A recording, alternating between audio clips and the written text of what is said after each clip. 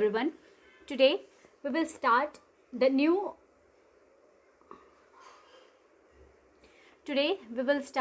new topic, divisional organizational structure.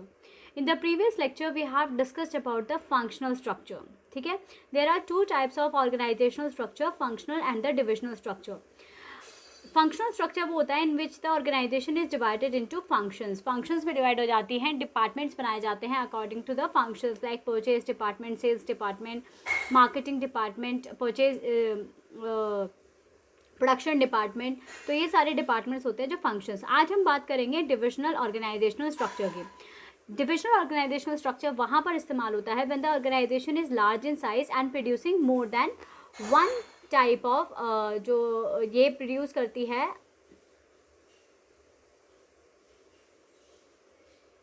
Producing more than one type of organisation, जिसे one type of product produce करती है, तो वो हमारी क्या कहलाई जाती है, डिविजनल स्ट्रक्चर होता है. जहाँ पर activities related to one product are grouped under one department. जहाँ पर activities related to one product are grouped under the, जहाँ ग्रुप किए जाते हैं अंडर द वन डिपार्टमेंट, वो होता है हमारा डिविजनल ऑर्गेनाइजेशनल स्ट्रक्चर.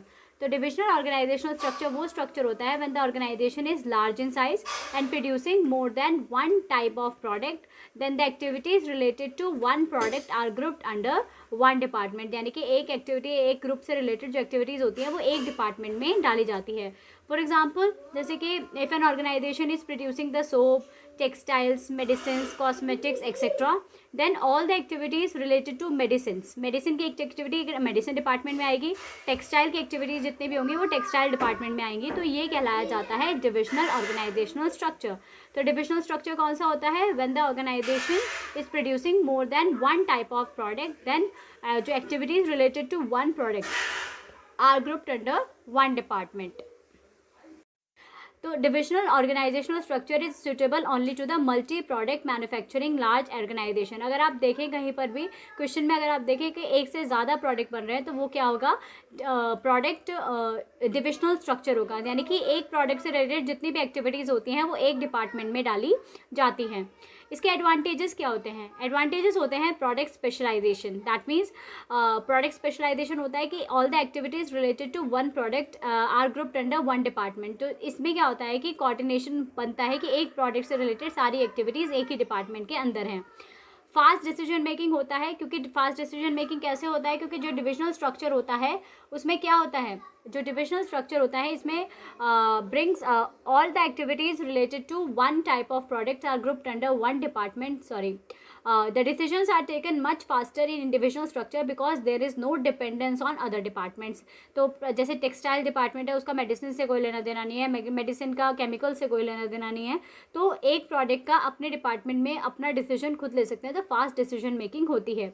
अकाउंटेबिलिटी भी होती है इसमें कि performance of individual department can easily be assessed. That means आप पूरे के पूरे, जैसे कि सपोज करो कि कहाँ लॉस हो रहा है, तो मेडिकल में लॉस हो रहा है, मेडिसिन में लॉस हो रहा है, टेक्सटाइल्स में लॉस हो रहा है, या कहाँ पर प्रॉब्लम आ रही है वो यहाँ पर पता चल जाती है, because there is no interdependence between the departments.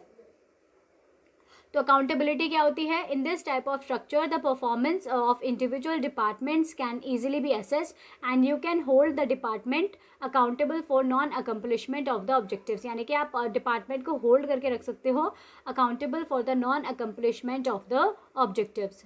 Cotton समझ में आ गया अच्छी तरीके से. तो इसके क्या फ़ायदे होते हैं, प्रोडक्ट स्पेशलाइजेशन होता है, fast decision making and the accountability. Next जो एडवांटेज होता है दैट इज़ फ्लेक्सिबिलिटी. फ्लेक्सिबिलिटी का मतलब होता है फास्ट डिसीजन मेकिंग जब होगा तो फ्लेक्सिबिलिटी भी हो सकती है, आप चेंजेस जब चाहे जब कर सकते हो. एक्सपेंशन एंड ग्रोथ, यानी कि इसमें आप नया डिपार्टमेंट कभी भी ऐड कर सकते हो without disturbing the existing department. क्योंकि नया डिपार्टमेंट क्योंकि प्रोडक्ट से रिलेटेड होता है, तो new department can be added without disturbing the existing department. जो एग्जिस्टिंग डिपार्टमेंट होता है उसे डिस्टर्ब किए बिना ही आप नए डिपार्टमेंट को एक्सपैंड कर सकते हो. Now what are the drawbacks of this. Drawbacks हैं, मोर रिसोर्सेज रिक्वायर्ड. ये ईच डिपार्टमेंट को अलग अलग रिसोर्सेज चाहिए, तो ज़्यादा रिसोर्सेज की ज़रूरत होती है. प्रोडक्ट फोकस डिपार्टमेंट होता है, तो जो हर डिपार्टमेंट होता है वो अपने प्रोडक्ट पे ही फोकस करता है, यानी कि उसे दूसरे डिपार्टमेंट से मतलब कोई लेना देना नहीं होता, सिर्फ अपने प्रोडक्ट पे फोकस करता है. तो अपना जो मेन ऑर्गेनाइजेशनल गोल्स होता है उसको वो उसको ध्यान नहीं देते हैं. नेक्स्ट इज़ द कॉन्फ्लिक्ट्स होने के चांसेस ज़्यादा होते हैं क्योंकि एलोकेशन ऑफ रिसोर्सेज से, कि अगर जैसे सपोज करो 3 डिपार्टमेंट्स हैं, मेडिसिन, टेक्सटाइल्स, केमिकल्स, ये 3 डिपार्टमेंट्स हैं।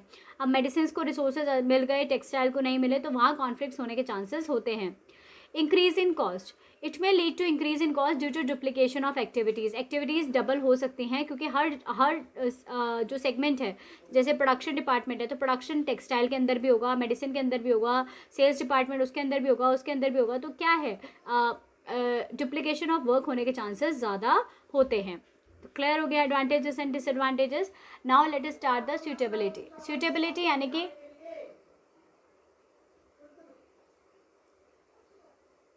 सूटेबिलिटी कहाँ होती है, जो डिविजनल स्ट्रक्चर होता है वो सूटेबल कहाँ होता है। ऑर्गेनाइजेशन जो भी ये सूटेबल कहाँ होता है, ऑर्गेनाइजेशन प्रोड्यूसिंग मल्टी प्रोडक्ट और डिफरेंट लाइन ऑफ प्रोडक्ट्स, यानी कि जहाँ पर different line of products use होते हैं, प्रोड्यूस किए जाते हैं, वहीं पर हम डिविजनल स्ट्रक्चर का इस्तेमाल करते हैं। ठीक है। Organization which require the product specialization, जो प्रोडक्ट स्पेशलाइजेशन चाहिए होती है वहाँ इसका इस्तेमाल होता है।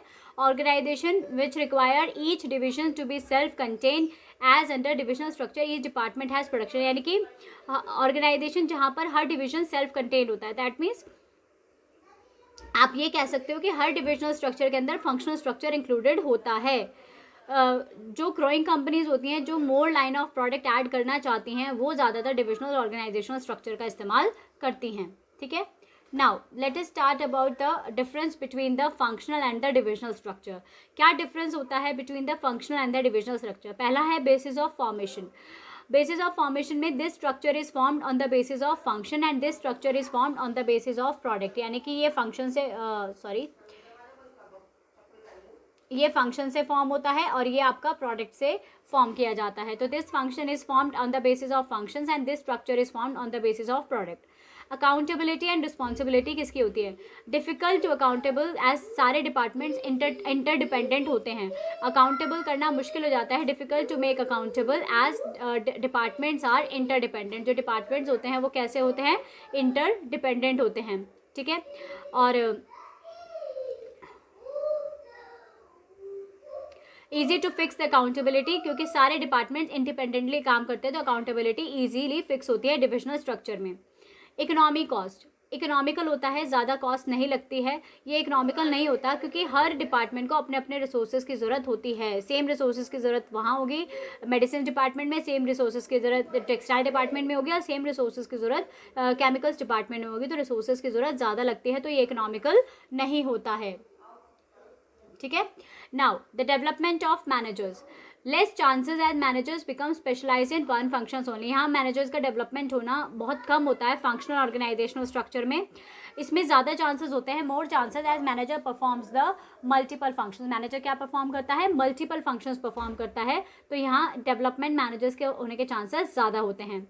स्पेशलाइजेशन, फंक्शनल स्पेशलाइजेशन होता है फंक्शनल के अंदर और उसमें प्रोडक्ट स्पेशलाइजेशन होता है। कोऑर्डिनेशन, अगर हम डिविजनल से कंपेयर करें तो लेस कोऑर्डिनेशन होता है when company is producing more products, और बेटर कोऑर्डिनेशन होता है क्योंकि हर activity related to one product एक ही डिपार्टमेंट के अंदर होती है। Autonomy of operation, less autonomy यानी कि फ्रीडम कम होता है, इसमें अंदर मोर ऑटोनॉमी होती है, पावर टू टेक डिसीजन ज़्यादा होते हैं।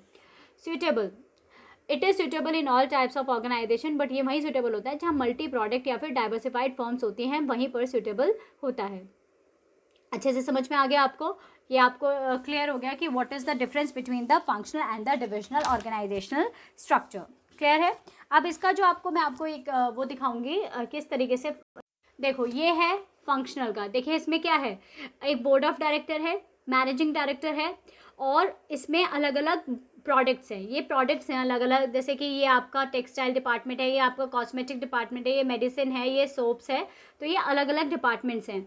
अब इनके अंदर जो आप फंक्शन देख रहे हैं, जो डिपार्टमेंट बने हुए हैं, प्रोडक्शन, परचेज, मार्केटिंग, फाइनेंस, तो हर में यही बना हुआ है। इन एवरी जो आपका वो आप दिख रहा होगा आपको स्क्रीन पे, तो सभी में आपको बना हुआ दिख रहा है कि हर जो डिविजनल स्ट्रक्चर है उसके अंदर फंक्शनल स्ट्रक्चर इंक्लूडेड है। तभी तो क्या होता है, रिसोर्सेज की जरूरत ज़्यादा है क्योंकि टेक्सटाइल डिपार्टमेंट में भी एक प्रोडक्शन डिपार्टमेंट है, कॉस्मेटिक डिपार्टमेंट में भी एक प्रोडक्शन डिपार्टमेंट है, मेडिसिन डिपार्टमेंट में भी एक प्रोडक्शन डिपार्टमेंट है और सोप डिपार्टमेंट। तो ये जो जितने भी डिपार्टमेंट्स हैं वो रिपीट हो रहे हैं, तो रिसोर्सेज आपको ज़्यादा लगेंगे, रिसोर्सेज की ज़रूरत क्या होगी, ज़्यादा होगी। Got it? क्लियर हो गई? समझ में आ गया अच्छी तरीके से? तो ये आपका क्या है? ये आपका स्ट्रक्चर है डिविजनल स्ट्रक्चर। ये कौन सा स्ट्रक्चर है? Divisional structure. तो देखिए फंक्शनल स्ट्रक्चर के कीवर्ड्स याद रखना, ये केस स्टडीज में करने में काम आते हैं। फंक्शनल स्ट्रक्चर के कीवर्ड्स क्या है? Division of work as per functions, specialization होता है हर फंक्शन के अंदर, grouping of similar nature of jobs, uni product यानी कि सिंगल प्रोडक्ट पे इस्तेमाल होता है। इसमें डिवीजन ऑफ वर्क होता है as per product, grouping of jobs related to common products, specialization होता है हर प्रोडक्ट के अंदर, multi product manufacturing for companies, organization जो ऐड करना चाहती है मोर लाइन ऑफ प्रोडक्ट वो यूज करती है डिविजनल को, और organization planning for expansion and diversification. तो जहाँ पर भी एक्सपेंशन और डाइवर्सिफिकेशन हो वहाँ पर तो आपको इसका इस्तेमाल किया ही जाना चाहिए। तो जब भी केस स्टडीज आती हैं तो आपको ध्यान रखना है, किस चीज़ का ध्यान रखना है कि जो आपका मल्टी प्रोडक्ट से रिलेटेड होगा वो डिविजनल के अंदर आएगा, जहाँ पर प्रोडक्ट स्पेशलाइजेशन होगा वो डिविजनल के अंदर आएगा, एक लाइन से ज़्यादा प्रोडक्ट बन रहे होंगे तो वो डिविजनल के अंदर आएगा, और आपका जो फंक्शनल होगा वो फंक्शंस के बेसिस पे होगा, और सिंगल लाइन ऑफ प्रोडक्ट ही जहाँ बन रहा होगा वो इसके अंदर आएगा। समझ में आ गया? अच्छे से क्लियर हो गया? नाउ एक दो केस स्टडीज़ हैं वो पढ़ लेते हैं। Grouping the activities on the basis of product line. Grouping the activities on the basis of product line किसका पार्ट है? यस, प्रोडक्ट लाइन के बेसिस पे एक्टिविटीज को डिवाइड करना डिविजनल स्ट्रक्चर का पार्ट है। Every divisional structure has a functional structure in it, true और false? Yes, true, क्योंकि ट्रू है, क्योंकि हर डिविजनल स्ट्रक्चर के अंदर एक फंक्शनल स्ट्रक्चर होता ही है। Got it? समझ में आ गया? Now Vimal cloth limited was manufacturing only fabrics. Vimal cloth limited क्या बना रहा है? सिर्फ फैब्रिक्स बना रहा है। After having great success in fabric business, the directors of Vimal Cloth Limited acquired 3 new manufacturing units and started selling multi products in market, electronics, mobile phones and cements। यानी कि विमल क्लॉथ लिमिटेड ने क्या करा? 3 manufacturing units को भी capture कर लिया और 3 मल्टी प्रोडक्ट्स बेचने लगे मार्केट में, electronics, mobile phone and the cements. ठीक है, इसमें मैं आगे आपको खुद बोल देती हूँ क्या लिखा है। They decided that an individual who has capability and competence to handle the responsibility would head each unit. ठीक है, the vacant position will be filled by women candidate only. State the type of organization structure Vimal cloth limited have followed as a producer of single product. जब वो producer थे single product के तो वो क्या कर रहे थे? वो फंक्शनल स्ट्रक्चर कर रहे थे। Suggest which type of organizational structure director must adopt now. अब वो कौन सा अडॉप्ट करेंगे? डिविजनल स्ट्रक्चर, क्योंकि उन्होंने प्लान किया है नया अडॉप्ट करने के लिए। एक्सप्लेन इट्स एडवांटेजेस, कोई भी आपको 2 या 3 एडवांटेजेस देनी है। समझ में आ गया? क्लियर हो गया आपको? ठीक है, नाउ अब हम बात करेंगे आपके जो सिलेबस में से जो डिडक्ट हो गया है इस टाइम के लिए ओनली फॉर द 2021 एग्जाम्स, जो सिलेबस डिलीट हुआ है, जैसे कुछ पोर्शंस डिलीट हुए हैं, तो आपके बुक में फॉर्मल एंड इनफॉर्मल ऑर्गेनाइजेशन है वो आपका डिलीट हो गया है, वो आपको नहीं पढ़ना है, तो आप इसे नहीं पढ़िएगा, कोई ज़रूरत नहीं है इसे इस बार पढ़ने की। तो फॉर्मल एंड इनफॉर्मल ऑर्गेनाइजेशन जो है वो डिलीटेड है। Got it? ये आपका सिलेबस में से डिलीट हो चुका है। अब हम बात करेंगे डेलीगेशन ऑफ अथॉरिटी की। Very important part of the chapter, very very very important part of the chapter, delegation of authority. ये एक ऑर्गेनाइजिंग का सबसे इंपॉर्टेंट काम होता है, अथॉरिटी को डेलीगेट करना। ये जो अथॉरिटी होती है वो यहीं पर डेलीगेट की जाती है, तभी आगे पता चलता है कि कितना क्या स्टाफिंग की ज़रूरत होती है। पहले हम अथॉरिटी को क्या करते हैं? डेलीगेट करते हैं। ठीक है, let us start now. Delegation of authority.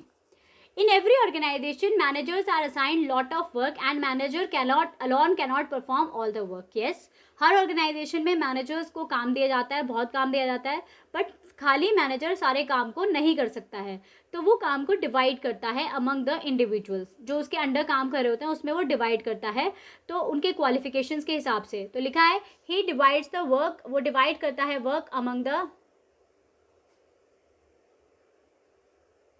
He divides the work among the different individuals working under him according to their qualification and get the work done from them। यानी कि उनकी क्वालिफिकेशन के हिसाब से वो डिवाइड करता है work को। तो managers begin with sharing of his responsibilities with his subordinate. Manager क्या कर रहा है? अपनी रिस्पॉन्सिबिलिटीज़ को शेयर कर रहा है अपने सबॉर्डिनेट्स के साथ, यानी कि वो अपनी रिस्पॉन्सिबिलिटीज़ को शेयर करता है किसके साथ? अपने सबॉर्डिनेट्स के साथ। he deliberately passes some of his responsibilities to his subordinates. वो deliberately pass करता है अपनी responsibilities अपने subordinates पे. तो after passing the responsibility, जब वो रिस्पॉन्सिबिलिटी शेयर कर रहा है तो उसे कुछ उनको अथॉरिटी भी देनी पड़ती है. तो ये लाइन बहुत इंपॉर्टेंट है. After passing the responsibility the manager has to share some of his authority, यानी कि जब वो रिस्पॉन्सिबिलिटी पास कर देता है तो मैनेजर को क्या करना पड़ता है, अपनी कुछ अथॉरिटीज़ भी शेयर करनी पड़ती हैं. ठीक है, तो इसी को कहते हैं हम डेलीगेशन. इसी को कहा जाता है delegation of authority, that is power to take decisions with the subordinates so that the responsibilities can be carried on properly. देखिए बहुत ज़रूरी चीज़ होती है. आज मैं किसी को काम बता दूँ और मैं उससे कहूँ कि भाई तुझे ये नहीं करना, तो किसी को कुछ कह नहीं सकता, तुम you can do anything, you have no right, you have this one and that much, तो वो काम नहीं होगा. जब भी हम किसी को अथॉरिटी देंगे तभी वो काम सही तरीके से होता है. तो अथॉरिटी देना बहुत ज़रूरी. अगर आप रिस्पॉन्सिबिलिटी किसी के साथ शेयर कर रहे हैं तो उसको अथॉरिटी देनी भी ज़रूरी होती है. That is power to take the decision, power to take decision. To make sure that his subordinates perform all the work effectively and efficiently in the expected manner, the manager create accountability also, and this whole process is known as delegation. इसे क्या कहा जाता है, delegation. That means उसने authority responsibility share करी, authority दी, उसके बाद accountability भी. ये देखना है कि उसके सबॉर्डिनेट्स जो हैं वो उस काम को इफेक्टिवली एंड एफिशिएंटली कर रहे हैं इन द एक्सपेक्टेड मैनर, जैसे सोचा गया था. Then the manager creates accountability and this whole process is known as delegation. और इस पूरे प्रोसेस को क्या कहा जाता है, डेलीगेशन कहा जाता है. तो डेलीगेशन का मतलब क्या है, this is the definition of delegation, जो येलो लाइन में है ये डेफिनेशन है डेलीगेशन की. वेरी इंपॉर्टेंट, याद रखना. A process of entrusting responsibility, एक प्रोसेस होता है, a process of entrusting responsibility and authority to the subordinates. मतलब इंटरेस्टिंग का मतलब देना authority and responsibility to the subordinates and creating the accountability on those employees. उनके ऊपर अकाउंटेबिलिटी, अकाउंटेबिलिटी मतलब होता है आंसरेबिलिटी. अभी सब समझ में आएगा, मैं आपको डीपली नहीं पढ़ा रही हूँ क्योंकि यही आगे हम पढ़ेंगे इनके मतलब. Who are entrusted responsibility and authority, जिनको रिस्पॉन्सिबिलिटी और अथॉरिटी दी है तो उनको अकाउंटेबिलिटी भी क्रिएट की जाती है कि उन्हें काम जो दिया गया है वो अकाउंटेबल भी है, आंसरेबल भी हैं. इन सिंपल वर्ड्स डेलीगेशन का मतलब क्या होता है, downward transfer of authority from superior to subordinate. यानी कि डेलीगेशन जो है वो डाउनवर्ड होती है, transfer of authority from superior to subordinate. अब देखो, अगर डेलीगेशन ना हो तो ओवरबर्डन हो जाता है मैनेजर. ठीक है, अब जैसे यहाँ पिक्चर में दिखाया गया है, all file must be approved by me. अब वो सोच ले कि भाई मैं ही करूँगा ये सारे काम, तो नहीं, तो इससे ओवरबर्डन फील करेगा. अगर डेलीगेशन नहीं है तो इससे ओवरबर्डन होगा, और अगर डेलीगेशन है तो manager doesn't feel the overburden. Manager overburden feel नहीं करता है. गॉट इट, समझ में आ गया, मैनेजर क्या नहीं करता है, ओवरबर्डन फील नहीं करता है. क्लियर हो गई, सब अच्छे से बात समझ में आ गई. ठीक है, नाउ अब principle of absoluteness of accountability, ये भी एक बहुत इंपॉर्टेंट पार्ट है कि what is the principle of absoluteness on accountability. Delegation is a very important process to carry on the work systematically. अगर आप कोई भी काम सिस्टमैटिकली करना चाहते हैं तो डेलीगेशन बहुत ज़रूरी चीज़ है. किसी भी ऑर्गेनाइजेशन में अगर आप सिस्टमैटिकली काम करना चाहते हैं तो delegation is a very important process to carry on the work systematically in the organization. But very important line, very important line, this line is very important. Delegation is not a process of abdication, it can never be passed or delegated. Very important line. But delegation is not a process of abdication, which means accountability is absolute, it can never be passed or delegated. That means delegation का मतलब थोपना नहीं होता. थोपना समझते हो, किसी के ऊपर ज़बरदस्ती थोप देना कि भाई ये काम तुझे ही करना है तो करना ही पड़ेगा. No, it is not the delegation. और विच मीन्स अकाउंटेबिलिटी तो एब्सोल्यूट है, बट अकाउंटेबिलिटी मतलब it can never be passed और delegated. After creating accountability on subordinate, the superior also remains accountable. Very important line. Suppose करिए आपने किसी subordinate को काम दे दिया, उसने किसी तरीके से गलत काम कर दिया. एक सेल्स मैनेजर है, उसने अपने सेल्समैन को काम दिया कि आपको 5000 यूनिट सोल्ड करनी है. किसी भी कारण से अगर वो सेल्समैन काम नहीं कर पाया तो सेल्समैन तो अकाउंटेबल है ही है, बट ऐसा नहीं है कि सेल्स मैनेजर ये कह सकता है कि भाई मेरी गलती नहीं है, मैंने सेल्समैन को काम दिया था, उसने वो काम नहीं किया। ऐसा नहीं होता, उसे वो भी उतना ही अकाउंटेबल है जितना अकाउंटेबल सेल्समैन है, क्योंकि सेल्स मैनेजर के ऊपर भी तो कोई है, मैनेजिंग डायरेक्टर है, मैनेजर है, जनरल मैनेजर है, उसके ऊपर भी तो कोई होगा, तो उसके लिए वो अकाउंटेबल है। तो ऐसा नहीं होता, ये बहुत इंपॉर्टेंट लाइन है। After creating accountability on subordinates the superior also remains accountable, superior भी अकाउंटेबल रहता है, दैट मीन्स सुपीरियर भी आंसरेबल है। कैसे है? For example, if the sales manager is assigned a target of selling 1000 units in 1 month, that means अगर एक sales manager को एक असाइन किया गया टारगेट कि 1000 यूनिट्स बेचनी है एक महीने में, तो उसने उस टारगेट को अपने 5 सेल्समैन में डिस्ट्रीब्यूट कर दिया working under him. One of the salesman fell sick, अब एक सेल्समैन बीमार हो गया उसका, so at the end of the month only 800 units could be sold. तो 1000 यूनिट्स का टारगेट था, सिर्फ कितनी सोल्ड हो पाई? 800 units. In such a situation the accountability lies with the manager, although accountability किसकी होती है? Lies with the manager also, because although he has delegated और pass this target to his subordinates, यानी कि उसने अपना जो टारगेट है पास किया है उसने अपने सबॉर्डिनेट्स पे, बट उसके बावजूद भी वो अब अकाउंटेबल है, that means he is also accountable to the his superior, जो उसका सुपीरियर है वो अकाउंटेबल है। But by passing or delegating the responsibility, he cannot get rid of accountability. That means अगर उसने अपनी रिस्पॉन्सिबिलिटी पास कर दी है तो वो अकाउंटेबिलिटी से नहीं बच सकता है। उसे चेक करना चाहिए था, सुपरवाइज करना चाहिए था फ्रॉम टाइम टू टाइम कि whether the work is going on in right direction और not, and taken the timely action. मतलब ये नहीं कि वो अथॉरिटी देके भूल गया, उसके बाद जो होगा वो सेल्समैन करेंगे और सेल्समैन से अकाउंटेबल है, ऐसा नहीं होता है। जिसने काम दिया है वो भी उतना ही अकाउंटेबल होता है जो काम कर रहा है। तो sales manager is also accountable, but समझ में आ गया? तो this is the principle of absoluteness of accountability, यानी कि अकाउंटेबिलिटी इज एब्सोल्यूट। ऐसा नहीं है कि अगर आपने अथॉरिटी और रिस्पॉन्सिबिलिटी दे दी है तो आप अकाउंटेबिलिटी से बच सकते हो। क्लियर हो गया? अच्छे से समझ में आया? तो ये क्लियर हो गया आपको principle of absoluteness of accountability. ठीक है, नाउ अब हम बात करते हैं, there are 3 elements of delegation. Very important part, very very important part. There are 3 elements of delegation. Delegation के 3 एलिमेंट्स होते हैं।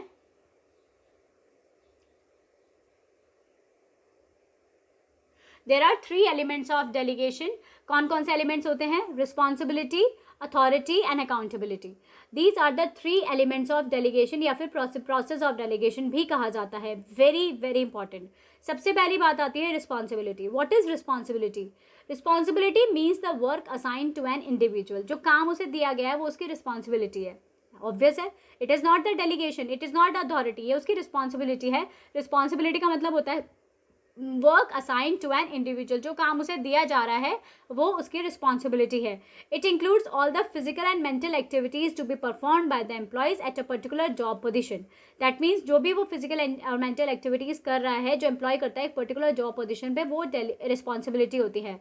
The process of delegation begins when manager passes on some of his responsibilities to his subordinates. यानी कि delegation का process कहाँ से शुरू होता है? जब वो उन्हें कुछ responsibility देता है। authority सबसे पहले नहीं दी जाती, पहले काम दिया जाता है, responsibilities दी जाती हैं, उसके बाद powers दी जाती हैं। तो जो process of delegation होता है वो कहाँ से शुरू होता है? When manager passes on some of his responsibilities to his subordinates, which means responsibilities can be delegated. यानी कि जिसका मतलब क्या है कि responsibility को क्या किया जा सकता है? डेलीगेट किया जा सकता है। तो रिस्पॉन्सिबिलिटी एक तरह से ऑब्लिगेशन होता है सबॉर्डिनेट के। ये हम आज सिर्फ रिस्पॉन्सिबिलिटीज करेंगे, नेक्स्ट क्लास में मैं आपको इसके और पार्ट कराऊंगी, अथॉरिटी एंड पहले आप रिस्पॉन्सिबिलिटी तक समझेंगे, आज हम रिस्पॉन्सिबिलिटी ही करेंगे।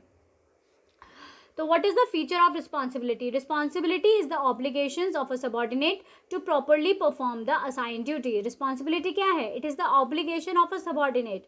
ये एक obligation होता है subordinate का to properly perform the assigned duty, यानी कि वो properly perform करे the assigned duty. It arises from superior subordinate relationship because subordinate is bound to perform the duty assigned by his subordinate. ये superior subordinate relationship से arise होती है क्योंकि subordinate bound है to perform the duty assigned by his superior. Responsibilities जो होती है वो अपवर्ड फ्लो होती है बिकॉज सबॉर्डिनेट अपने सुपीरियर के लिए रिस्पॉन्सिबल है. Subordinate will be responsible from the superior. Very important line है, याद रखना. It flows upward. रिस्पॉन्सिबिलिटी कहाँ फ्लो करती है? अपवर्ड फ्लो करती है. समझ में आया? तो what is responsibility? Responsibility means the work assigned to an individual. That means all the physical and mental activities to be performed by the employees at a particular job position. That is the responsibility. वो क्या होती है? Responsibility होती है.